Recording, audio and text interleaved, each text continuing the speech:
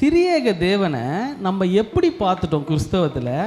எங்கேயோ தூரமாக இருக்கிற ஒரு தேவன் இந்த யூனிவர்ஸை உருவாக்குனாரு. ஸோ அவர் எங்கேயோ என்ன பண்ணுறாரு, இருக்கிறாரு. ஒரு நாள் நம்மளை நியாயம் தீர்க்க வருவார் அப்படின்னு கிறிஸ்தவன் நினச்சதுனால தான் எல்லா பிரச்சனையும்.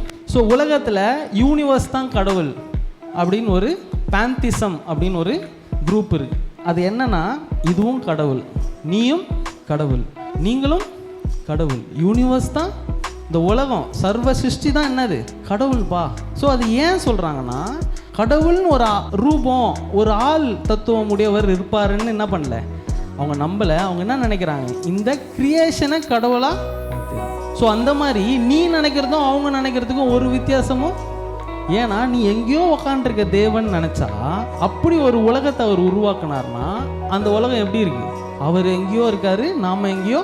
அங்கேயே அந்த பிரிவினை என்ன பண்ணுது, வந்துடுது.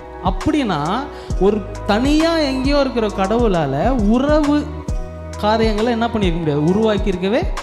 ஸோ தேவன் எப்படி எங்கேயோ உக்காந்துட்டு இருக்க கடவுள் இல்லை, நம்மளை அவருக்குள் என்ன பண்ணியிருக்காராம்.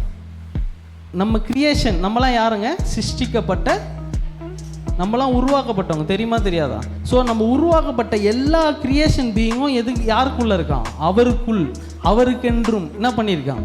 அப்படின்னா என்னன்னா, it's like a pregnant mother. புரியுதுங்களா? ஒரு கர்ப்பிணி பெண்ணை போல நம்மளை என்ன பண்ணாராம், சுமந்து கொண்டு வருகிறார்.